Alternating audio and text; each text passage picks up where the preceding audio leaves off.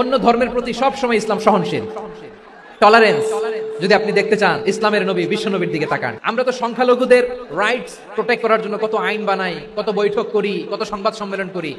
বিশ্বনবী সাল্লাল্লাহু আলাইহি ওয়াসাল্লাম সংখ্যালঘুদের রাইটস এর ব্যাপারে, অধিকারের ব্যাপারে যে কথা বলেছেন, শুনলে আপনি অবাক হয়ে যাবেন। আপনি নামাজি, আপনি মুসল্লি, আপনি হাজী সাহেব, তাহাজ্জুদ পড়তে পড়তে কপালে দাগ ফেলে দিবেন। আপনার প্রতিবেশী হিন্দু, ভাবছেন আমার তো পাওয়ার আছে, ওর জমিটা দখল করি। খবরদার, বিশ্বনবী বলেন কোন সংখ্যালঘুর উপর যদি কেউ আক্রমণ করে, তার প্রাপ্যতাকে না দিয়ে যদি তাকে ঠকায়, তার উপর জুলুম করে, তার সম্পদ যদি কেড়ে নেয়, আমি নবী, তুমি মুসলিম হইতে পারো, মুসল্লি হইতে পারো, তার পক্ষে, তোমার বিপক্ষে আল্লাহর দরবারে বাদী হয়ে দাঁড়াবো। এখানেই শেষ নয়, বিশ্বনবী বলেন মান কাতালা মুআহাদান, বুখারীর বর্ণনা, মান কাতালা মুআহাদান লাম ইয়ারাহ রাইহাতাল জান্নাহ। অন্যায়ভাবে কোন মুসলিম যদি কোন সংখ্যালঘুরে হত্যা করে, জান্নাতে যাওয়া তো দূরের কথা, ওই মুসলিম জান্নাতের ঘ্রাণও পাবে না। যে আল্লাহ বিশ্বাস করে আর আখিরাতে বিশ্বাস করে, সেজন্য প্রতিবেশীর সাথে ভালো আচরণ করে। প্রতিবেশী আস্তিক হোক নাস্তিক হোক, প্রতিবেশী মুমিন হোক মুশরিক হোক, প্রতিবেশী হইলেই তার সাথে ভালো আচরণের দরকার আছে না নাই? আজকে যে টপিকের উপর আমি কথা বলবো, টপিকটা হচ্ছে peaceful coexistence and communal harmony, শান্তিপূর্ণ সহাবস্থান এবং সাম্প্রদায়িক সম্প্রীতি। আমাদের বাংলাদেশে সাম্প্রদায়িক সম্প্রীতি আছে না নাই? আবহমান কাল থেকে আমরা মুসলিম, হিন্দু, বৌদ্ধ, খ্রিস্টান, পাহাড়ি, নৃগোষ্ঠী মিলেমিশে একাকার, আমরা সবাই মিলে বাংলাদেশ। আমাদের পারস্পরিক সম্প্রীতি, ভালোবাসা, সৌহার্দ্যপূর্ণ আচরণ, বোঝাপড়া, এটা বেশ মজবুত। তবে মাঝে মাঝে আমাদের এই সম্প্রীতির ভেতরে অনেকে ফাটল ধরাতে চায়। আমরা যে সুখে আছি, শান্তিতে আছে, এটা অনেকের ভালো লাগে না। আমাদের মধ্যে সাম্প্রদায়িক সম্প্রীতি, সৌহার্দ্যপূর্ণ আচরণ, ভালোবাসা, এটা আবহমান কাল ধরে আছে। তার প্রমাণ, আমরা তাফসিরুল মাহফিলের আয়োজন করলে আমাদের হিন্দু ভাইরা ডিস্টার্ব করে না, ঠিক কিনা? এবং আমি যদি বলি হাত তোলেন, হিন্দু ধর্মের কারা কারা এসেছেন, কত শত কত হাজার যে হাত উঠবে, আপনি অবাক হয়ে যাবেন। আমি চাচ্ছি না হাত উঠাতে। So it's our responsibility to present our religion to our non-Muslim brothers and sisters. আমাদের অমুসলিম ভাই বোনদের কাছে ইসলামের সৌন্দর্য তুলে ধরা, এটা আমাদের দায়িত্ব। We all are the ambassador of Islam. আমরা প্রত্যেকে দায়িত্বশীল, আমরা প্রত্যেকে এক একজন ইসলামের অ্যাম্বাসেডর। আলহামদুলিল্লাহ বলেন। সো আমরা যেন ইসলামের বিউটিটাকে তুলে ধরতে পারি এবং এই যে সম্প্রীতি, এটাকে যেন আমরা অটুট রাখতে পারি। আদতে বাংলাদেশের ইতিহাস বলে আমাদের দেশে কোনো দাঙ্গা নাই, আছে? আমরা ভাই ভাই, আওয়াজ করে বলুন তো, আমরা কি ভাই ভাই? কিন্তু কিছু দুষ্ট লোক আছে, তারা আমাদের সম্পর্কের মধ্যে ফাটল ধরাতে চায়, মাঝে মাঝে ঝগড়া লাগাতে চায়। দেখবেন পত্রপত্রিকায় দেখা যায় বিভিন্ন ধর্মীয় উপাসনালয়গুলোতে হামলা চালানো হয়। এগুলো রাজনৈতিক উদ্দেশ্য প্রণোদিত, এগুলোর সাথে ইসলামের কোনো সম্পর্ক নাই। এজন্য এই দুর্বৃত্তদের ব্যাপারে আমাদের সাবধান থাকতে হবে, আমরা সংঘবদ্ধ থাকবো। এই যে আমাদের পিসফুল কোএক্সিস্টেন্স, শান্তিপূর্ণ সহাবস্থান।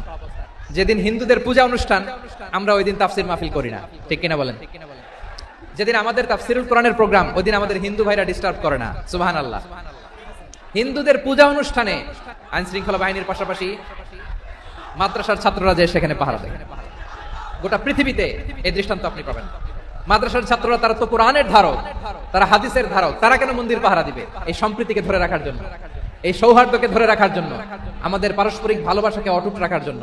এখন বলেন, আমাদের এই ভালোবাসা অটুট থাক, আমরা চাই কি চাই না? আল্লাহ এই দেশকে তুমি বরকতময় করো, বাংলাদেশকে তুমি শান্তিময় করো। প্রিয় ভাইরা, আমি বলেছিলাম আমার আলোচনার বিষয় হচ্ছে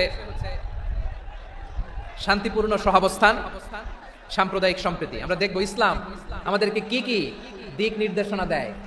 আল্লাহ রাব্বুল ইজ্জা ওয়াল জালাল তিনি ইরশাদ করছেন, ওয়ালা তাসুবুল্লাযীনা ইয়াদউনা মিন দুনিল্লাহি ফায়াসুবুল্লাহা আদওয়াম বিগাইরি ইলম কাযালিকা যায়্যান্না লিকুল্লি উম্মাতিন আমালাহুম সুম্মা ইলা রাব্বিহিম মারজিউহুম ফায়ুনাব্বিউহুম বিমা কানু ইয়ামালুন। রব্বুল আলামিন বলেন, গোলাম ও আমার ইমানদার বান্দারা, শোনো শোনো, লা তাসুবুল্লাযীনা ইয়াদউনা মিন দুনিল্লাহ ফায়াসুবুল্লাহা আদওয়াম বিগাইরি ইলম।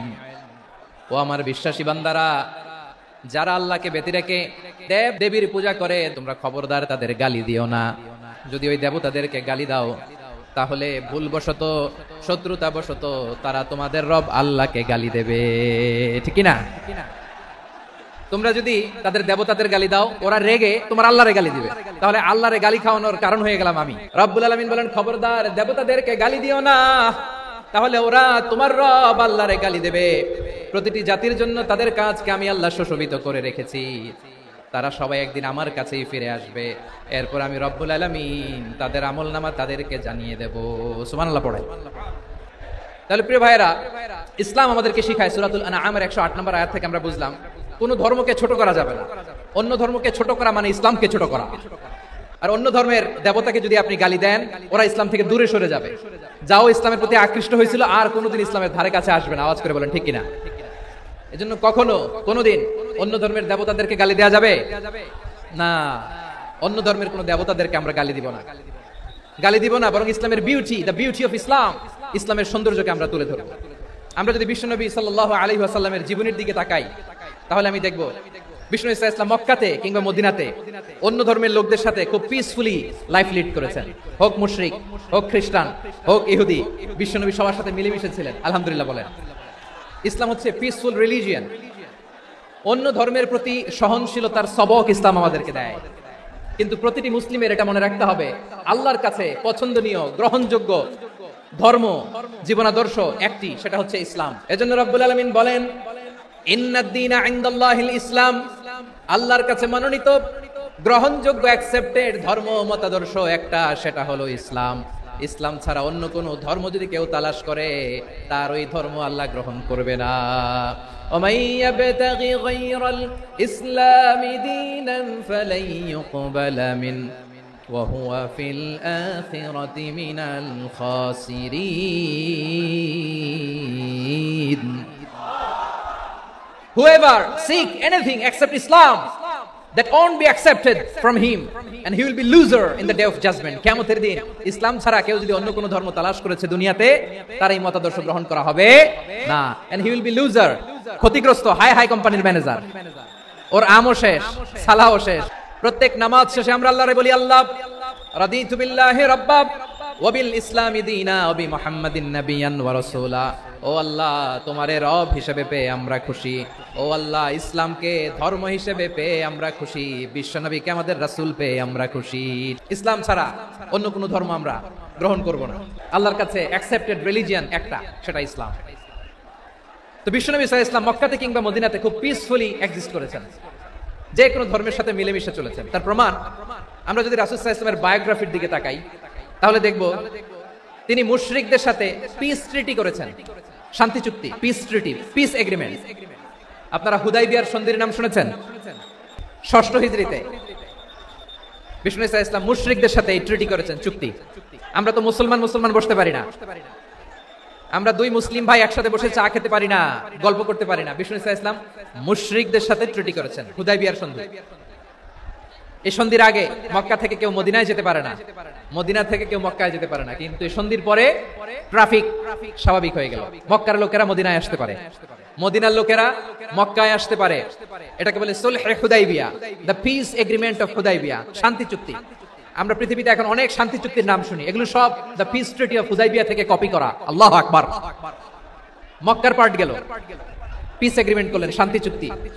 বিষ্ণু ইসলাম মদিনায় যে কি করলেন? মদিনায় যে বিষ্ণু ইসলাম মদিনা চার্টার করলেন, মদিনা সনদ, সাহিফাতুল মদিনা, এটার বলে মদিনা চার্টার। যে ওয়েস্টে, ইউরোপে, আমেরিকাতে তারা অনেক চার্টার করে, সব চার্টার মদিনা চার্টার থেকে কপি করা। আওয়াজ করে পড়েন সুবহানাল্লাহ। বিষ্ণু ইসলাম মদিনায় গেলেন, মদিনাতে মুসলিম, মুশরিক, ইহুদি, এই তিন ধর্মের লোক মিলে সব স্টেক হোল্ডার যারা আছে সবাইকে নিয়ে বিষ্ণু ইসলাম মদিনা চার্টার করলেন, মদিনা সনদ। পড়েন সুবহানাল্লাহ। শুধু তাই নয়, মক্কাতে বিশ্বনবী পিস এগ্রিমেন্ট করলেন, শান্তি চুক্তি মুশরিকদের সাথে। মদিনাতে যে বিশ্বনবী মদিনা চার্টার করলেন, মদিনা সনদ করলেন ইহুদিদের সাথে। আবার মদিনাতে বিশ্বনবী ইহুদিদের সাথে পিস ডায়ালগ করলেন, ইন্টারফেথ ডায়ালগ করলেন, আন্তধর্মীয় সংলাপ করলেন, যেই সংলাপের মূল ভিত্তি ছিল তাওহীদ।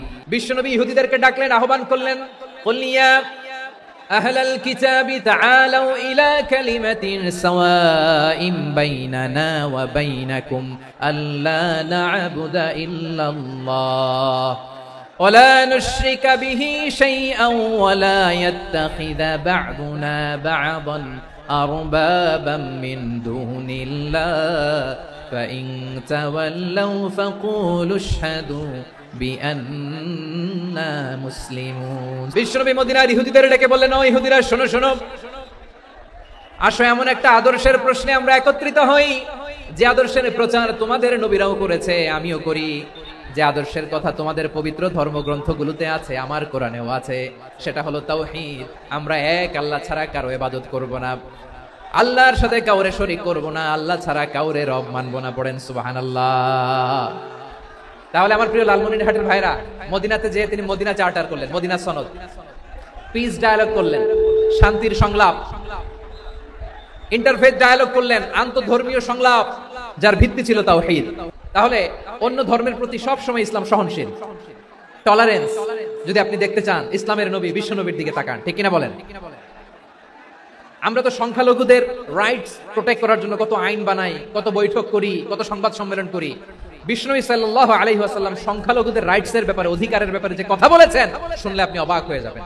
বিশ্বনবী বলেন, আলা মান যালামা মুআহাদান আও ইনতাকাসাহু আও কাল্লাফাহু ফাওকা তাআতিহি আও আখাযা মিনহু শাইআন বিগাইরি তিবি নাফসিন ওয়া আনা হাজিজুহু ইয়াউমাল কিয়ামা। খবরদার, জেনে রাখো, কেউ যদি কোনো সংখ্যালঘুর উপরে অত্যাচার করে, কোন সংখ্যালঘুর প্রাপ্য থেকে যদি কেউ কাউকে ঠকায়, সংখ্যালঘুর উপর যদি কেউ কষ্ট দেয়, কোন সংখ্যালঘুর সম্পদ যদি কেউ জোর করে কেড়ে নেয়, আমি কিয়ামতের দিন বিশ্বনবী ওই সংখ্যালঘুর পক্ষে আর ওই মুসলমানদের বিপক্ষে বাদী হয়ে দাঁড়াবো। আল্লাহু আকবার। আপনি নামাজি, আপনি মুসল্লি, আপনি হাজী সাহেব, তাহাজ্জুদ পড়তে পড়তে কপালে দাগ ফেলে দিবেন, আপনার প্রতিবেশী হিন্দু, ভাবছেন আমার তো পাওয়ার আছে, ওর জমিটা দখল করি। বিশ্বনবী বলেন, কিয়ামতের দিন ওই হিন্দুর পক্ষে তোর বিরুদ্ধে আমি বাদী হয়ে দাঁড়াবো। পৃথিবীর কোন ধর্মে এরকম স্টেটমেন্ট পাবেন? পাবেন? আপনি ভাবছেন আপনি নামাজ পড়লে হাজী সাহেব কপালে দাগ ফেলাই দিলে আপনি সেলসেলায় জান্নাতে চলে যাবেন না? খবরদার। বিশ্বনবী বলেন, কোন সংখ্যালঘুর উপর যদি কেউ আক্রমণ করে, তার প্রাপ্য তাকে না দিয়ে যদি তাকে ঠকায়, তার উপর জুলুম করে, তার সম্পদ যদি কেড়ে নেয়, আমি নবী, তুমি মুসলিম হইতে পারো, মুসল্লি হইতে পারো, তার পক্ষে, তোমার বিপক্ষে আল্লাহর দরবারে বাদী হয়ে দাঁড়াবো। যে নবীর সুপারিশ ছাড়া জান্নাতের গেটও দেখা যাবে না, ওই নবী যদি বলে তোর বিপক্ষে আমি বাদী হয়ে দাঁড়াবো, ওই জান্নাতে আর ঢোকার কোনো সুযোগ আমাদের থাকবে? এখানেই শেষ নয়, বিশ্বনবী বলেন, মান কাতালা মুআহাদান, বুখারীর বর্ণনা, মান কাতালা মুআহাদান লাম ইয়ারাহ রাইহাতাল জান্নাহ। কেউ যদি, কোন মুসলিম যদি অন্যায়ভাবে কোন সংখ্যালঘুকে হত্যা করে, কোন হিন্দুকে হত্যা করে, কোন বৌদ্ধরে হত্যা করে, অন্যায়ভাবে কোন মুসলিম যদি কোন সংখ্যালঘুরে হত্যা করে, জান্নাতে যাওয়া তো দূরের কথা, ওই মুসলিম জান্নাতের ঘ্রাণও পাবে না। সেই বুখারীর বর্ণনা, মান কাতালা মুআহাদান লাম ইয়ারাহ রাইহাতাল জান্নাহ ওয়া ইন্না রিহাহা লা ইউজাদু মিন মাসিরাতি 40 আমা। যে জান্নাতের ঘ্রাণ 40 বছর দূরের রাস্তা থেকেই পাওয়া যায়। সুবহানাল্লাহ পড়েন। এত দূরে থাকতেই জান্নাতের ঘ্রাণ আপনার নাকে এসে ধাক্কা মারবে। বিশ্বনবী বলেন, যে ব্যক্তি কোন সংখ্যালঘুকে হত্যা করে, জান্নাতে তো ঢুকতে পারবেই না, জান্নাতের ঘ্রাণও তার নাকে লাগবে না। পড়েন নাউযুবিল্লাহ। তাহলে সংখ্যালঘুদের ব্যাপারে ইসলামে অধিকার দেয়া আছে না নাই? এখানেই শেষ না। বিশ্বনবী সাল্লাল্লাহু আলাইহি ওয়াসাল্লাম আপনার অমুসলিম প্রতিবেশীর সাথে ভালো আচরণ করতে বলেছে। আমাদের হয় না, এটা মুসলিম পাড়া, ওটা বৌদ্ধ পাড়া, হয় না? অনেক সময় হয় না, এটা আমাদের মুসলিম পাড়া, ওইটা হিন্দু পাড়া, এরকম আছে না নাই? হিন্দু যদি আপনার প্রতিবেশী হয়, কি করবেন? ওরে কষ্ট দিবেন নাকি? কেন? ও তো হিন্দু, ও তো আমার আল্লাহরে ডাকে না, ওরে কষ্ট দিলে জায়েজ হবে না? খবরদার। বিষ্ণু ইসা ইসলাম বলেন, মান কানা ইউমিনু বিল্লাহ ওয়াল ইয়াউমিল আখির ফালিউকরিম জারাহ। যে আল্লাহ বিশ্বাস করে আর আখিরাতে বিশ্বাস করে, সেজন্য প্রতিবেশীর সাথে ভালো আচরণ করে। সুবহানাল্লাহ। কলিজা জুড়ায় যায় না আমার নবীর কথাগুলো শুনলে? যে আল্লাহ বিশ্বাস করে, যে আখিরাতে বিশ্বাস করে, সেজন্য প্রতিবেশীর সাথে ভালো আচরণ করে। এখানে বলছে মুসলিম প্রতিবেশী বলছে, নামাজি প্রতিবেশী বলছে, আল্লাহওয়ালা প্রতিবেশী বলছে না। প্রতিবেশী আস্তিক হোক নাস্তিক হোক, প্রতিবেশী মুমিন হোক মুশরিক হোক, প্রতিবেশী হইলেই তার সাথে ভালো আচরণের দরকার আছে না নাই? বিষ্ণু ইসা ইসলাম ওনার ইহুদি প্রতিবেশীর বাসায় যেতেন। কোন প্রতিবেশী? ইহুদি। এক ইহুদি কিশোর বিষ্ণু ইসা ইসলামের খেদমত করতে, ইহুদি ছেলে আমার নবীর খেদমত করতো, তারা ছিল নবীর প্রতিবেশী। তো অনেকদিন হয় ইহুদি ছেলেটা আসে না। বিশ্বনবী খোঁজ দিলেন, ঘটনা কি? একটা ইহুদি ছেলে না আমার খেদমতে আসতো, ছেলেটা কই? খোঁজ নিয়ে জানলেন ছেলেটা অসুস্থ। বিষ্ণু ইসা ইসলাম ওই ইহুদির বাড়িতে চলে গেলেন ওই ছেলেটাকে দেখা করার জন্য, ভিজিট করার জন্য। সুবহানাল্লাহ পড়বেন না? গেলেন, যে দেখে ইহুদি ছেলেটা মুমূর্ষ, যান যায় যায় ভাব, বিছানায় পড়ে আছে, তার বাবা দাঁড়ানো। বিশ্বনবী তার মাথার পাশে বসলেন, মাথায় হাত বুলিয়ে দিলেন, আর ছেলেটাকে বললেন আসলিম, হে ইহুদি ছেলে আসলিম, ইসলাম ধর্ম গ্রহণ করো। তো ছোট্ট ছেলে ভাবে আমরা ইহুদি, এখন ইসলাম ধর্ম গ্রহণ করলে আব্বা যদি বকা দেয়, ফানাযারা ইলা ওয়াজহি আবি, ছেলেটা তার বাবার চেহারার দিকে তাকালো, দেখি আব্বা কি কয়। আব্বা যদি বলে তাহলে ইসলাম ধর্ম গ্রহণ করবে। ইহুদি ছেলেটা তার বাবার দিকে যখন তাকালো, ওর বাবা বলে আতিয়া আবুল কাসিম, আবুল কাসিম যা বলে তাই করো। আবুল কাসিম হচ্ছে বিষ্ণু ইসলামের একটা কুনিয়াত, উপনাম। আমার রাসূলের বড় ছেলের নাম ছিল কাসেম।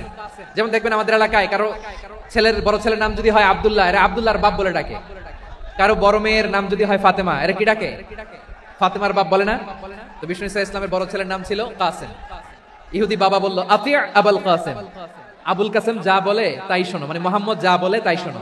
এই কথা শুনে ছেলে সাহস পাইছে, ছেলে আবার পড়তে আরম্ভ করলো আশহাদু আল্লা ইলাহা ইল্লাল্লাহ ওয়া আশহাদু আন্না মুহাম্মাদার রাসূলুল্লাহ, পড়েন আল্লাহু আকবার। বিশ্বনবীর আহ্বান শুনে ওই আহ্বানে সাড়া দিয়ে ইহুদি ছেলে শাহাদা পড়ে মুসলমান হয়ে গেল। তার হৃদয়টার ঈমানের নূর দিয়ে আলোকিত করে দিল কে? প্রিয় ভাইরা, এবার রাসূল সাল্লাল্লাহু আলাইহি ওয়াসাল্লাম বের হয়ে আসলেন ঘর থেকে, আর বললেন আলহামদুলিল্লাহিল্লাযী আনকাযাহু মিনান নার, প্রশংসা সে আল্লাহর যে আল্লাহ জাহান্নামে চলে যাচ্ছিল প্রায় এমন একটা লোককে মুহূর্তের মধ্যে কালেমায়ে শাহাদাতের বদৌলতে জান্নাতি বানায় দিলেন। আওয়াজ করে পড়েন সুবহানাল্লাহ। এই হাদিস থেকে আমরা কি শিখলাম? What is the moral of the story? এক নম্বর স্টোরি হলো, প্রতিবেশী ইহুদি হোক হিন্দু হোক, যাবেন, সুসম্পর্ক রাখবেন, উপহার দিবেন, বিপদে পাশে দাঁড়াবেন, তাইলেই তো আপনাদের প্রতি, মুসলমানদের প্রতি তারা আকৃষ্ট হবে, ঠিক কিনা বলেন? আপনি যদি হিন্দুদের সাথে বৌদ্ধদের সাথে নাই মিশেন, নাস্তিকের কাছে নাই যান, তো ইসলামের সৌন্দর্যটা ওরা বুঝবে কেমনে? আমার অনেক হিন্দু পরিচিত ভাই আছে, ওরা আমাদের ইফতারির প্রোগ্রামে এসে একসাথে ইফতারি করে। অনেক মদখোর আমার সাথে বসে একসাথে ডিনার করে, হাফ প্যান্ট পরা, গলায় স্বর্ণের চেইন, হাতে স্বর্ণের ব্রেসলেট, আইসা আমার সাথে ডিনার করছে, আছে এরকম। গাঁজাখোর, আমি বলে আসো, welcome welcome to my dinner, আসো বসো। বসলেই তো আমি ওর ডিএনএ, চিন্তার ডিএনএ চেঞ্জ করে দেওয়ার সুযোগ পাবো, চিল্লায় বলো ঠিক কিনা? আসতে হবে আমার কাছে। The door of Islam is open 24/7। সব সময় আমাদের ইসলামের দরজা আমার অমুসলিম ভাইদের জন্য খোলা আছে না নাই? এই হাদিস থেকে দুইটা শিক্ষা। এক নম্বর শিক্ষা, প্রতিবেশী মুসলিম হোক অমুসলিম হোক, যান, অসুস্থ হইলে একটু আপেল নিয়ে যান, আঙ্গুর নিয়ে যান, কমলা নিয়ে যান, তাদের সাথে ভালো আচরণ করেন। ইসলামের বিউটি দেখে, সৌন্দর্য দেখে অবাক হবে, নসিব ভালো হলে কোনোদিন কালিমা পড়ে মুসলমান হয়ে যাবে। তাহলে অমুসলিমের সাথে ভালো সম্পর্ক। বিশ্বনবী ইহুদির বাড়িতে গেলেন, ইহুদির বাড়ি, আর আমার মুসলমান ভাই আমার কাফের বলে, এরকম আছে না নাই? হ্যাঁ, মুসলিম মুসলিমরা দেখতে পারে না, সহ্য করতে পারে। বিষ্ণু ইসলাম ইহুদির বাড়িতে গেলেন, এটা একটা শিক্ষা। দুই নম্বর শিক্ষা হলো, বিষ্ণু ইসলামের খাদেম ছিল ইহুদি, এতদিন খেদমত করলো, একদিনও বিশ্বনবী ওরা কালিমার দাওয়াত দেয় নাই। কারণ কি? বিশ্বনবী একটা ভালো সময়ের অপেক্ষা করতেছিলেন, প্রপার টাইমিং।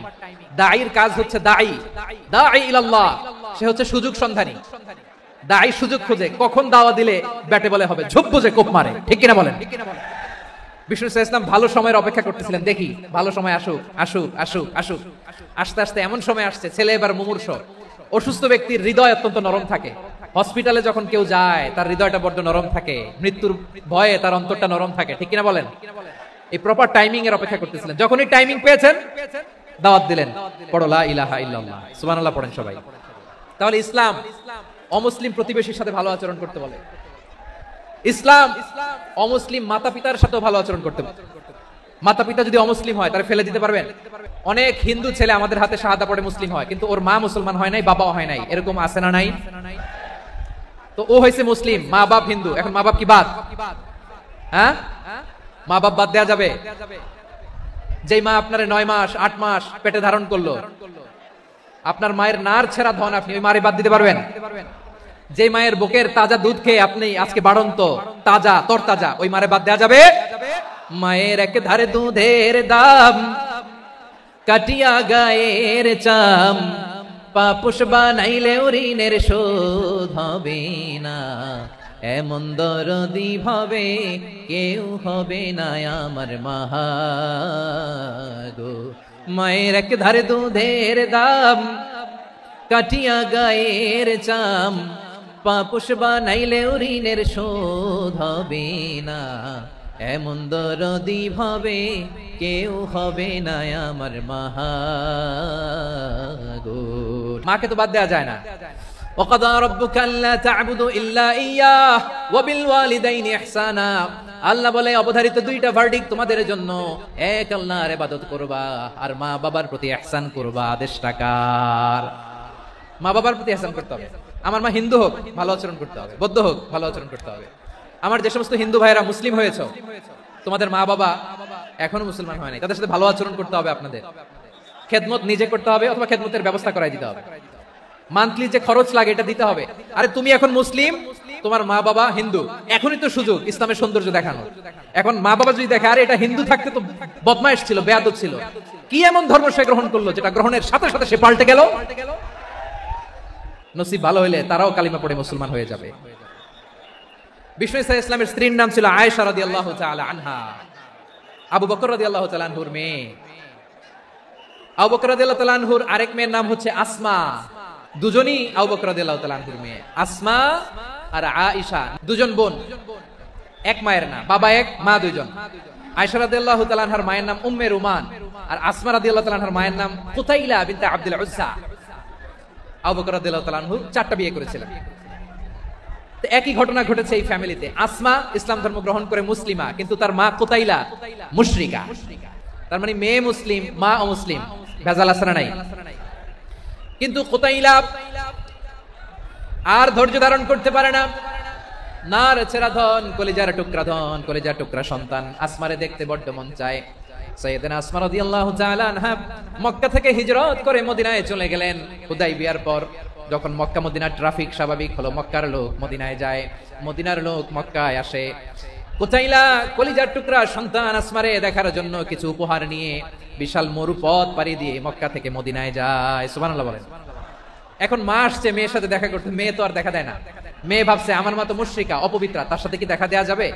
বিশ্বনবীর দরবারে চলে গেলেন। কি সৌভাগ্যবান ছিল তারা, মাসলা জানার দরকার হলেই নবীর দরবারে চলে যেত। ঘরে বউয়ের সাথে ঝগড়া হলে নবীর দরবারে চলে যেত। অনেক সাহাবী বলে আমার পেটে ক্ষুধা লাগলো আমি নবীর কাছে চলে যেতাম, কারণ নবীর চেহারার দিকে তাকালেই আমার পেটের ক্ষুধা মিটে যেত।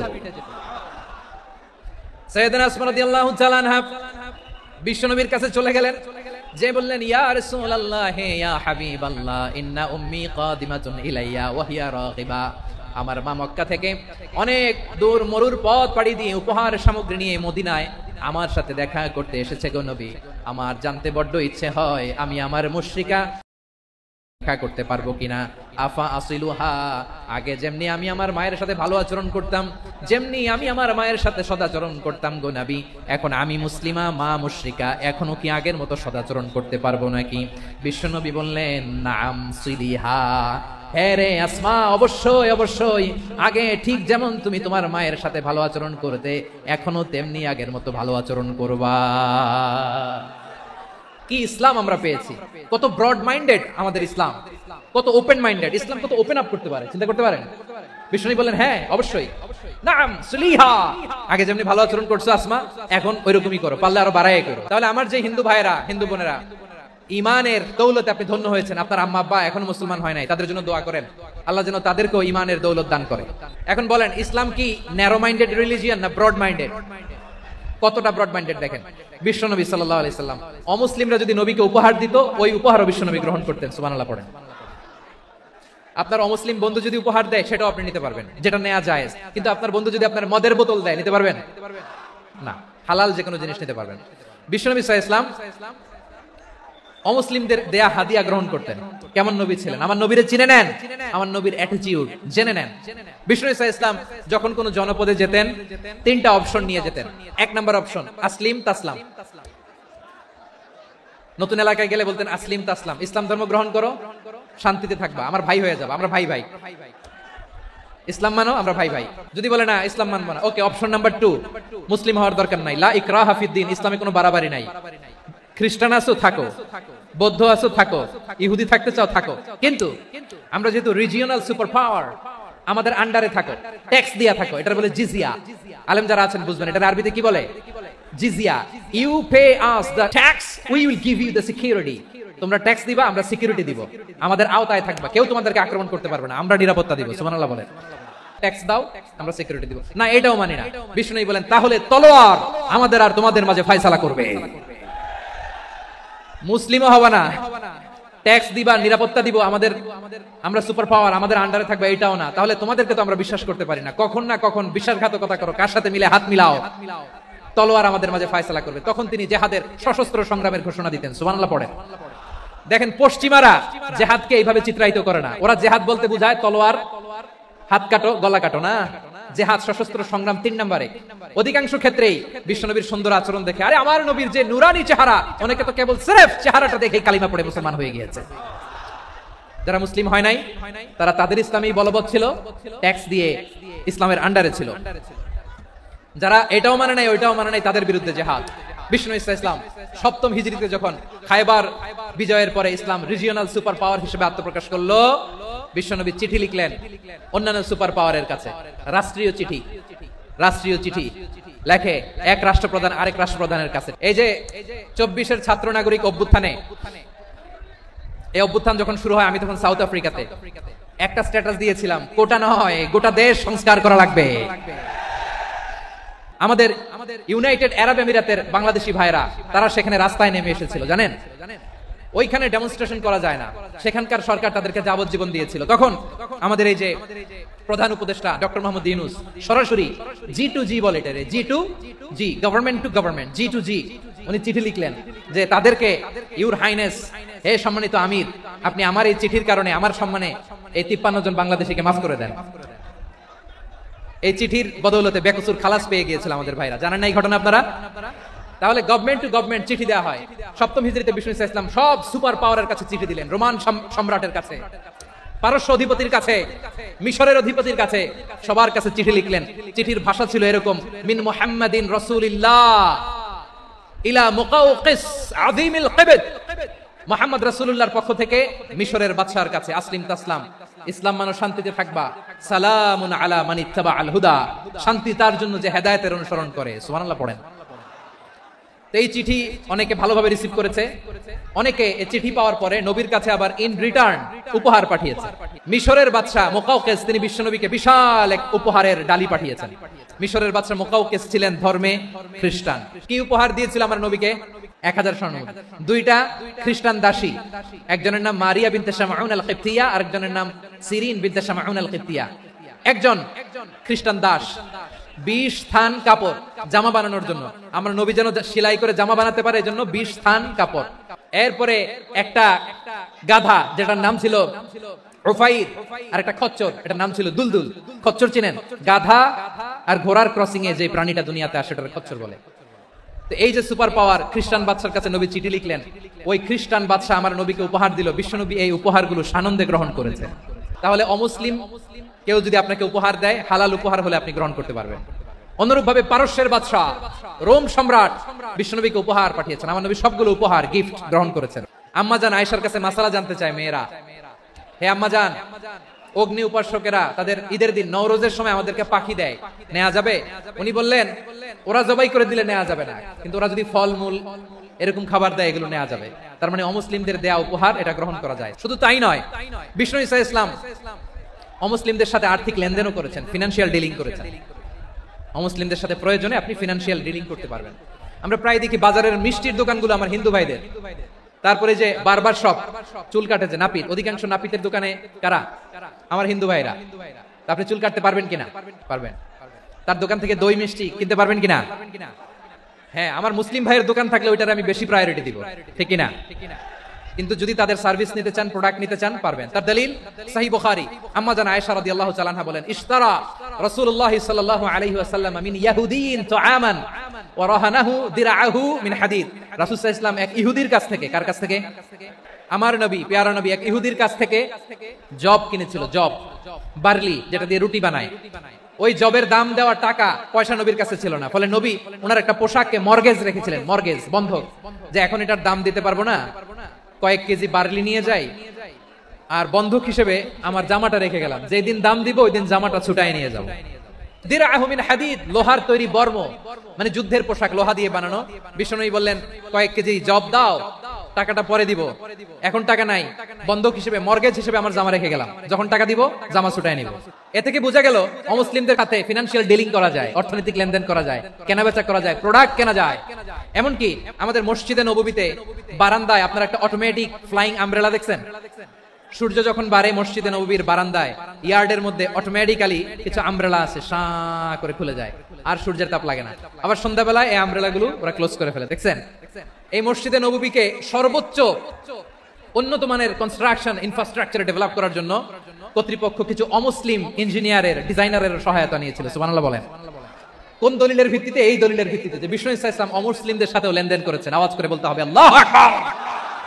শুধু তাই নয়, ইন কেস অফ ইমার্জেন্সি, প্রয়োজনে ইসলামের খাতিরে ইসলামকে সামনের দিকে এগিয়ে নিয়ে যাওয়ার জন্য অমুসলিমদের সাপোর্ট নেওয়া জায়েজ আছে। সুবহানাল্লাহ বলেন। অমুসলিমদের সাপোর্ট নেয়া, তাদের থেকে অর্থ নেয়া, পলিটিক্যাল সাপোর্ট, পলিটিক্যাল অ্যাসাইলাম নেওয়া জায়েজ আছে। আমাদের অনেক বিশ্ববরেণ্য দায়ীরা আমেরিকায় অস্থায়ীভাবে অ্যাসাইলাম নিয়ে থাকে, নিজের দেশে গেলে ফাঁসিতে ঝুলাই দিবে। যুগ যুগ ধরে দায়ীদের উপর এরকম অত্যাচার আর নির্যাতন আছে না নাই? মিশরের অনেক দায়ীরা পাশ্চাত্যে যেয়ে থাকে, এই যে তারা পলিটিক্যাল অ্যাসাইলাম নিয়ে থাকে, রাজনৈতিক আশ্রয়, এটা জায়েজ আছে না? এটা যে জায়েজ আছে তার প্রমাণ স্বয়ং বিশ্বনবী সাল্লাল্লাহু আলাইহি ওয়াসাল্লাম পলিটিক্যাল সাপোর্ট নিয়েছিলেন অমুসলিমদের কাছ থেকে। আমার ভাইরা, বিশ্বনবীর বয়স তখন প্রায় 51 বছর। কত বছর? বিশ্বনবীর সবচেয়ে কাছের মানুষ খাদিজা রাদিয়াল্লাহু তাআলা আনহা ইন্তেকাল করেছেন। বিশ্বনবী বড্ড কষ্ট পেলেন, হৃদয়টা ভেঙে খান খান। যিনি ঘরের ভেতরে বিশ্বনবীকে সান্ত্বনা দিতেন, ভালোবাসা দিতেন, বাইরে গেলে কুরাইশরা বকাঝকা করে, অত্যাচার করে, কিন্তু আম্মাজান খাদিজা রাদিয়াল্লাহু তাআলা আনহা ঘরটারে এমন শান্তির নীড় বানায় রেখেছেন, এই ঘরের ভিতরে ঢুকলে বিশ্বনবীর কলিজাটা ঠান্ডা হয়ে যেত। এজন্য রব্বুল আলামিন বলেন, খাদিজা, ও আমার বান্দি খাদিজা, জান্নাতে এমন স্পেশাল একটা ঘর আমি তোমার জন্য রেডি করে রেখেছি। ওই ঘরের মধ্যে কোনো আওয়াজ নাই, ওই ঘরের মধ্যে কোনো নয়েজ নাই, ওই ঘরে কোনো বিশৃঙ্খলা নাই। কারণ মক্কার জমিনে আমার নবী কুরাইশদের বিশৃঙ্খলা, নয়েজ আর ঝামেলাগুলোকে উপেক্ষা করে যখন তোমার ঘরের ভিতরে ঢুকতো, ঘরটারে তুমি শান্তির নীড়, ঠান্ডা, নীরব, নিস্তব্ধ, নিঝুম আর শান্তির নীড় বানিয়ে রেখেছো। এজন্য জান্নাতে স্পেশাল একটা শান্তির নীড় আমি তোমারে উপহার দেব। ওই প্রিয়তমা স্ত্রী খাদিজা ইন্তেকাল করলেন, বিশ্বনবীর হৃদয় ভেঙে খান খান। আবার ওনার চাচা আবু তালেব ইন্তেকাল করলেন, যিনি পলিটিক্যাল শেল্টার দিতেন নবীকে। আবু তালেবের ভয়ে, বিশ্বনবীর এই চাচার ভয়ে কোন মুশরিক নবীর গায়ে হাত দেওয়ার সাহস পায় নাই। এখন স্ত্রীও নাই, চাচাও নাই, নবীকে আশ্রয় দেওয়ার কেউ নাই, নবীর চারদিকে অন্ধকার। নবী এখন কই যাবেন? আমার পেয়ারা নবী নতুন স্টেশন খুঁজতেছেন, নতুন দাওয়াতি প্ল্যাটফর্ম খুঁজতেছেন। তিনি যায়েদ বিন হারেসা রাদিয়াল্লাহু তাআলা আনহুকে নিয়ে মক্কার পাশের একটা নেইবরিং সিটি তায়েফে চলে গেলেন দিনের দাওয়াত দেওয়ার জন্য। নাকি জমি কিনতে গেছিলেন? দুনিয়ার যশ খ্যাতির জন্য, নিজের কোনো লাভের জন্য? তায়েফবাসীদেরকে জাহান্নামের আগুন থেকে বাঁচানোর জন্য। আওয়াজ করে বলতে হবে ঠিক কিনা? বিশ্বনবী বিশাল মরুপথ, পাহাড়ি পথ পাড়ি দিয়ে তায়েফের মরুজমিনে গেলেন কোরআনের দাওয়াত নিয়ে, ইমানের দাওয়াত নিয়ে। কিন্তু তায়েফের লোকেরা বিশ্বনবীর দাওয়াতকে শুধু প্রত্যাখ্যান করেই থামে নাই, তারা বিশ্বনবীর সাথে অত্যন্ত খারাপ আচরণ করেছে, বিশ্বনবীকে শারীরিকভাবে হেনস্থা করেছে, আমার নবীকে শারীরিকভাবে অত্যাচার করেছে, আমার পেয়ারা নবীর গায়ে পাথর মেরেছে, বিশ্বনবীর গা বেয়ে ঝরঝর করে রক্ত ঝরেছে, নবী জামিনের মধ্যে লুটিয়ে পড়েছেন, আবার মেরেছে, আবার নবী হাঁটতে শুরু করলেন, পেছন থেকে আবার মেরেছে, আবার নবী রক্তাক্ত হয়ে জামিনের মধ্যে লুটিয়ে পড়লেন, আবার মেরেছে।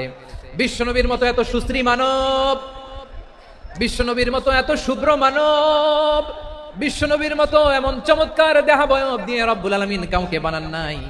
এরকম চমৎকার মানুষটাকে তারা তায়েফের ওই জমিনে রক্তাক্ত করেছে। বিশ্বনবী দুনিয়ার কোনো স্বার্থের জন্য সেখানে যান নাই, নিজের কোনো লাভের জন্য, প্রাপ্তির জন্য যান নাই, তায়েফবাসীদের জাহান্নামের আগুন থেকে বাঁচাতে গিয়েছেন। খেয়ে না খেয়ে দিন প্রচারের কাজে নিজেকে দিয়েছ বিলিয়ে, তায়েফের কাফিরেরা চিনল না সে আলো, দুষ্ট ছেলেদের পিছু দিল লেলিয়ে, পাথরের আঘাতে ক্ষত বিক্ষত হয়ে সারা শরীর থেকে রক্ত ঝরে।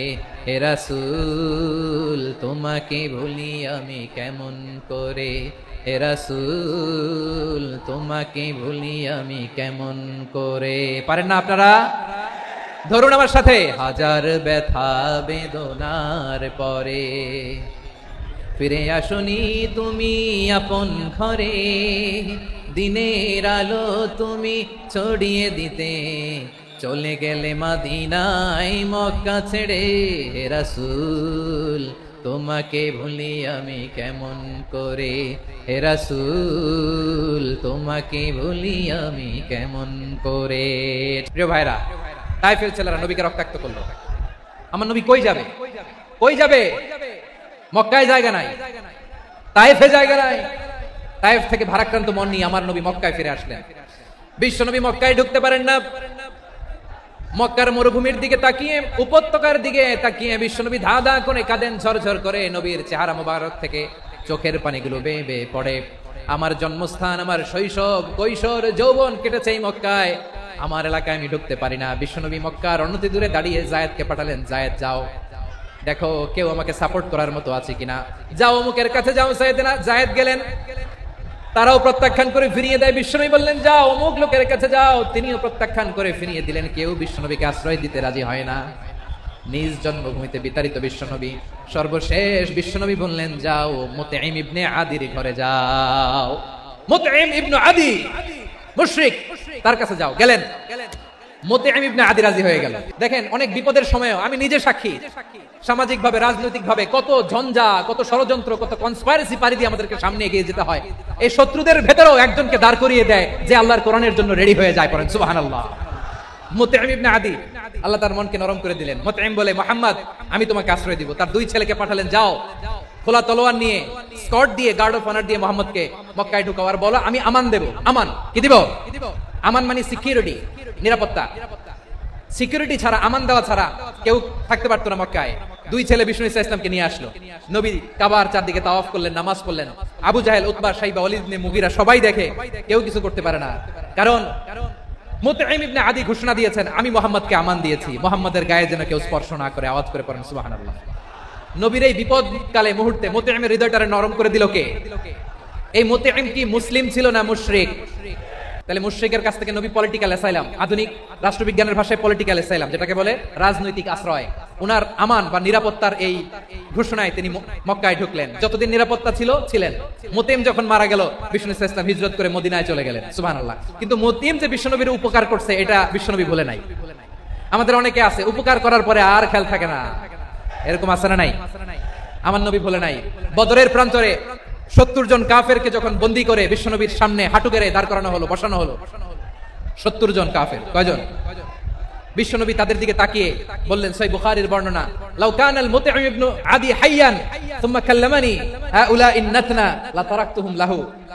বদরের প্রান্তরে 70 জন বন্দী কাফিরের দিকে তাকিয়ে আমার নবী বললেন, আজকে মুতঈম ইবনে আদি যদি বেঁচে থাকতো আর তোমাদের 70 জনের ব্যাপারে যদি মুতঈম এক বাক্যে একটা সুপারিশ করতো, তার সম্মানে আজকে তোদের সবাইকে আমি মাফ করে দিতাম। বিশ্বনবী মুতঈমের এই সাহায্যের কথা বলে নাই। 70 জন মুশরিক হাঁটু গেড়ে বসা, নবী চাইলে এখনই এক্সিকিউশন অর্ডার দিতে পারে। তিনি বললেন, আজকে যদি মুতঈম বেঁচে থাকতো আর মুতঈম যদি তোদের জন্য সুপারিশ করতো, এই আবর্জনাগুলোর ব্যাপারে সুপারিশ করতো, আমি মুহূর্তেই তোদেরকে এমনি মাফ করে দিতাম। শুধু তাই নয়, যাকে যে সম্মান দেয়ার আমার নবী দিতেন, হোক আস্তিক হোক নাস্তিক, হোক মুসলিম হোক অমুসলিম। রোমান সম্রাটের কাছে বিশ্বনবী যখন চিঠি লিখলেন মিন মুহাম্মদ রাসূলিল্লাহ ইলা হিরাকলা আযীমির রোম। মুহাম্মদের পক্ষ থেকে হিরাক্লিয়াসের কাছে, যিনি হচ্ছেন আযীমির রোম। এটা নবী নিজ থেকে বানায় লিখছেন অতিরিক্ত সম্মান দিয়ে। কোন রাষ্ট্রপ্রধান যখন আসে তাদেরকে আমরা কি বলি জানেন? তার নামের শেষে HE এটা লিখতে হয়। H.E. মানে হিজ এক্সেলেন্সি। কি লেখে? হিজ এক্সেলেন্সি অথবা ইউর হাইনেস, ইউর ম্যাজেস্টি। দেখেন, বিশ্বনবী সাল্লাল্লাহু আলাইহি ওয়াসাল্লাম সব নবীদেরও নবী। তিনি একজন মুশরিক খ্রিস্টান সম্রাট, রোমান সম্রাটের কাছে চিঠি লিখতে যায়, লিখতেছে ইলা হিরাকলা আযীমির রোম। হিরাক্লিয়াসের কাছে আমার চিঠি, যিনি রোমের আযীম, হিজ হাইনেস মানে রোমের অনেক সম্মানিত এক বাহাদুর। আওয়াজ করে বলেন সুবহানাল্লাহ। তার মানে যাকে যে সম্মান দেয়ার এটা বিশ্বনবী দিতেন। এমনকি যে ইহুদিরা ভালো ছিল, এই ইহুদিদেরও প্রশংসা করেছেন বিশ্বনবী মুহাম্মদুর রাসূলুল্লাহ সাল্লাল্লাহু আলাইহি ওয়াসাল্লাম। এক ইহুদির প্রশংসা করেছেন বিশ্বনবী। ইহুদির কার? আমি তো আমার ভাইয়ের প্রশংসা করি না, আমি তো এক আলেম আরেক আলেমরে স্পেস দেই না, আমি তো এক দায়ী আরেক দায়ীর সাথে বসতে চাই না। আমার নবী ইহুদির প্রশংসা করে। কার প্রশংসা? ওই ইহুদির নাম ছিল মুখাইরিক। সিরাত গ্রন্থ ঘাটলে পাবেন। তিনি বলেছেন মুখাইরিক খাইরু ইয়াহুদ, Mukhayriq is the best of the Jews. জুইশদের মধ্যে সে সবচেয়ে ভালো। কেন প্রশংসা করলেন তার? এর কারণ মদিনা চার্টারে কথা ছিল সব ধর্মের মুসলিম, মুশরিক, ইহুদিরা মিলে মদিনাকে রক্ষা করবে। কিন্তু তৃতীয় হিজরিতে যখন উহুদের যুদ্ধ শুরু হলো, সবার কথা ছিল যেই আক্রমণ করে আমরা মদিনাকে বাঁচাবো। কোন শহরকে বাঁচাবো? মদিনাকে। কিন্তু কুরাইশরা যখন অ্যাটাক করলো, ইহুদিরা আর আসে না, ইহুদিরা আর বেরোয় না। বিষ্ণু বললেন, ওহে ইহুদিরা, তোমরা না চুক্তি করলে আমার সাথে যে মদিনা বাঁচাতে সবাই ঝাঁপিয়ে পড়বো, আসো। একটা ইহুদিও বেরোয় না, কেউ আসে না সেদিন, একজন ছাড়া। তার নাম মুখাইরেক। তার নাম কি? মুখাইরেক বাহাদুরের মতো ঘোড়সাওয়ার হয়ে বেরিয়ে গেলেন এবং বললেন, গোটা ইহুদি সাম্রাজ্যের একজনও যদি না আসে, আমি মুখাইরেককে কেউ ঘরে আটকে রাখতে পারবে না। বেরিয়ে আসলেন, এসে বললেন, আমি মুহাম্মদের পক্ষে যুদ্ধ করব। আমি মারা গেলে আমার সম্পদ আমার উত্তরাধিকারীরা পাবে না, আমার সম্পদ তোমরা মুহাম্মদকে দিয়ে দিবা। সুবহানাল্লাহ বলেন। উহুদের ময়দানে 70 জন মুসলমান শহীদ হলো। এই ইহুদি সেও মুসলমানের পক্ষে যুদ্ধ করে নিহত হলো। মুসলিমদের লাশ যখন নিয়ে আসা হলো, এই মুখাইরিকের লাশও নিয়ে আসা হলো। মুসলিমদের লাশের পাশে মুখাইরিকের লাশ দেখে বিশ্বনবী মুখাইরিকের প্রতি অনেক খুশি হলেন। আর বিশ্বনবী খুশি হয়ে বললেন, মুখাইরিক খায়রু ইয়াহুদ। মুখাইরিক, যদিও তুমি ইহুদি, তারপরে তুমি সব ইহুদিদের মধ্যে সেরা ইহুদি। পড়েন সুবহানাল্লাহ। আমার নবী ইহুদিকেও সম্মান দিতে কার্পণ্য করে নাই। আওয়াজ করে বলেন আল্লাহু আকবার। এজন্য অমুসলিম হইলেই তারা আমাদের শত্রু নয়। শত্রু কারা? যে সমস্ত অমুসলিম আমাদেরকে নিশ্চিহ্ন করে দিতে চায়, যে সমস্ত অমুসলিম আমাদের ভূখণ্ড থেকে আমাদেরকে তাড়িয়ে দিতে চায়, যে সমস্ত অমুসলিম আমার ধর্ম নিয়ে তুচ্ছতাচ্ছিল্য করে চিল্লায় বলেন ঠিক কিনা, তারা আমাদের শত্রু। সাধারণ অমুসলিমরা আমার শত্রু নয়। এই যে হিন্দুরা থাকে, এরা আমার ভাই, বৌদ্ধরা আমার ভাই, খ্রিস্টানরা আমার ভাই, ইহুদিরা আমার ভাই। তারা দিনী ভাই নয়, তারা মায়ের পেটের ভাই নয়, তারা মানবিক দিক থেকে ভাই। ও মানুষ, আমিও মানুষ, ইসলাম মানুষকে সম্মান করে। সাধারণ মুসলিম আমাদের শত্রু নয়। আপনি জানেন নিউ ইয়র্কে, আমি তো নিউ ইয়র্কে ছিলাম অনেকদিন, ওখানে ফিলিস্তিনিদের পক্ষে যখন আমরা মিছিল করেছি, অনেক ইহুদি আমাদের সাথে মিছিলে দাঁড়িয়েছে। কারণ ওরাও জানে এই ভূখণ্ড ফিলিস্তিনিদের ভূখণ্ড। আওয়াজ করে বলো লালমনিরহাট ঠিক কিনা। তো তারা কি আমাদের শত্রু? না। অনেক খ্রিস্টান আমাদের সাথে আমাদের স্বার্থ রক্ষায় আমাদের পাশে দাঁড়িয়েছে। খেয়াল রাখবেন, হিন্দু আর হিন্দুত্ববাদ এক নয়, ইহুদি ধর্ম আর জায়নিজম এক নয়। এই যে ফিলিস্তিনের ভাইরা, তারা তাদের স্বাধীনতা সংগ্রামের জন্য লড়াই করছে, করে যাচ্ছে, আমরা এটাকে সমর্থন জানাই। চিল্লায় বলো ঠিক কিনা। কাশ্মীরের ভাইরা স্বাধীনতার জন্য সংগ্রাম করছে, আমরা সেই সংগ্রামকে সমর্থন জানাই। যারাই আমাদের ইসলামকে নিশ্চিহ্ন করতে চায়, তাদের বিরুদ্ধে আমাদের সংগ্রাম। ওই সমস্ত দুর্বৃত্তদের সাথে আমাদের কোনো সম্পর্ক নাই। আমরা যদি ঐক্যবদ্ধ থাকতে পারি, ওই দুর্বৃত্তরা চান্স পাবে না। আবু তালেব নবীর চাচা, মুশরিক, মারা গিয়েছে মুশরিক অবস্থায়, কিন্তু আজীবন আমার নবীকে আগলে রেখেছে, আমার নবীকে সাপোর্ট করেছে, ভালোবেসেছে। আবু জাহেল মুশরিক, মারা গিয়েছে মুশরিক হিসেবে, আজীবন আমার নবীর বিরুদ্ধাচারণ করেছে। আবু জাহেলের শক্তি, সামর্থ্য, স্ট্র্যাটেজি, প্ল্যান সব আমার নবীর বিরুদ্ধে ছিল। আবু জাহেলের কারণে একটা দিন শান্তিতে আমার নবী মক্কায় ঘুমাতে পারে না। চিল্লায় বলেন ঠিক কিনা। এজন্য রব্বুল আলামিন বলেন, লা ইয়ানহাকুমুল্লাহু আনিল্লাযীনা লাম ইউকাতিলুকুম ফিদ-দীনি ওয়া লাম ইখরিজুকুম মিন দিয়ারিকুম আন তাবাররুহুম ওয়া তুকসিতু ইলাইহিম ইন্নাল্লাহা ইউহিব্বুল মুকসিতিন।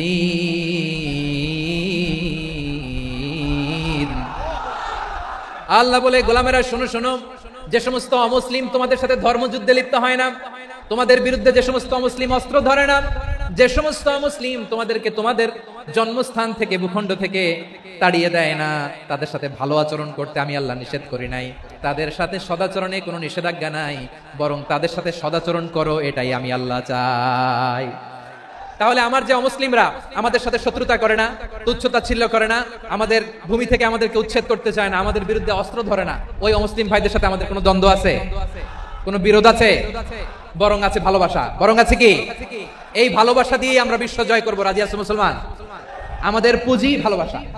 আমাদের পুঁজি কি? আমার এই পুরো আলোচনা থেকে দা রিলিজিয়াস কোএক্সিস্টেন্স, পিসফুল কোএক্সিস্টেন্স, শান্তিপূর্ণ সহাবস্থান, কমিউনাল হারমোনি, এই সাম্প্রদায়িক সম্প্রীতি, এই আলোচনা থেকে কি বুঝলেন? ইসলাম কি ন্যারো মাইন্ডেড না ব্রড মাইন্ডেড? এই ব্রড মাইন্ডেড হৃদয় নিয়ে ভালোবাসা দিয়ে আমরা বিশ্ব জয় করতে চাই। রাজি আছেন? আল্লাহ কবুল করুক। আমরা সবাই পড়ি আমিন। আমার প্রিয় মায়েরা, বোনেরা, আপনাদের জন্য একটা হাদিস বলে শেষ করব। বিশ্বনবী বলেন, আমার মায়েরা খেয়াল করে শুনুন, বিশ্বনবী আপনাদের উদ্দেশ্য করে বলেন, আল মারআতু ইযা সাল্লাত খামসাহা ওয়া সামাত শাহরাহা হাফিজাত ফুরুজাহা আতাআত বা'লাহা ফালতাদখুল মিন আইয়ি আবওয়াবিল জান্নাতি শাআত। বিশ্বনবী আপনাদেরকে চারটা কাজের কথা বলেছেন, খুব বেশি না। চারটা করলে 8 জান্নাতের দরজা সব খোলা। কোনটা দিয়ে যাবেন? যেটা দিয়ে মনে চায়। 1 নাম্বার 5 ওয়াক্ত নামাজ। আমার বোনেরা জোহরের নামাজ পড়তে পড়তে এটা আসরে নিয়ে যায়, আসর পড়তে পড়তে মাগরিবে নিয়ে যায়, এরকম আছে না নাই? আমার বোনেরা এটা করবেন না। ইন্নাস সালাতা কানাত আলাল মুমিনিনা কিতাবাম মাওকুতা, সময় মতো পড়বেন। সামাদ শাহরা, রমাদানের রোজাগুলো রাখবেন। হাফিজাত ফুরুজাহা, যে নারী তার চরিত্রকে হেফাজত করে, তার প্রাইভেট হেফাজত করে, তার লজ্জাস্থান হেফাজত করে। ও মায়েরা, আপনার এই গর্ভ যে কত দামি আপনি জানেন না। আপনার এই গর্ভ থেকে জন্মাবে আগামীর সালাহুদ্দিন আল আইয়ুবী। আপনার গর্ভ থেকেই জন্মাবে ইমাম আল মাহদি আল মুনতাদার। আপনার পেট থেকে জন্মাবে আবু সাইদের মতো বীর সৈনিক। আপনার পেট থেকে জন্মাবে মুগ্ধের মতো বীর মুজাহিদ। আপনি জানেন না কে আসবে আপনার পেট থেকে। সময়টাকে কাজে লাগান, ইসলামকে বুঝেন, মানেন, আমাদের ইসলামিক লেকচারগুলো শুনেন। আমরা যে বার্তাগুলো, ইনস্ট্রাকশনগুলো, দিক নির্দেশনাগুলো আপনাদের খেদমতে রাখি, এগুলো মেনে চলুন। আপনিই পারেন আপনার ঘরটাকে জান্নাতের টুকরা বানাতে। একটা family, it's a very big institution and you are the MD, the managing director of this institution. চিল্লায় বলেন ঠিক কিনা? চাইলেই পারেন ঘরটারে জান্নাতের টুকরা বানাতে। 5 ওয়াক্ত সালাত, রমাদানের রোজা, নিজের চরিত্রের হেফাজত, ও আতাআত বালাহা, স্বামীর আনুগত্য। এটাতে অনেকে ভুল করে থাকে। হায় রে আমার বোনেরা, স্বামীর আনুগত্যকে এটা নিজের অপমান মনে করবেন না। আপনার স্বামী আপনার সবচেয়ে বড় গার্ডিয়ান, তিনি আপনার সবচেয়ে ভালো চায়। নারী কখনো গার্ডিয়ানশিপের বাইরে থাকতে পারে না। হয় আপনি বাবার গার্ডিয়ানশিপের ভেতরে, বাপ না থাকলে ভাই আপনার গার্ডিয়ান, ভাই না থাকলে চাচা গার্ডিয়ান, বিয়ের পরে আপনার স্বামী আপনার গার্ডিয়ান। শরিয়া সম্মত স্বামীর আদেশগুলো আপনি মেনে চলবেন, কিন্তু শরিয়া বিরুদ্ধ কোনো আদেশ মানতে আপনি বাধ্য নয়। এই 4টা কাজ যদি কোনো নারী করে, বিষ্ণুই বলেন জান্নাতের 8টা দরজা খোলা, তোমার যেটা দিয়ে মনে চায় সেটা দিয়ে জান্নাতে তুমি এন্ট্রি নিতে পারবা।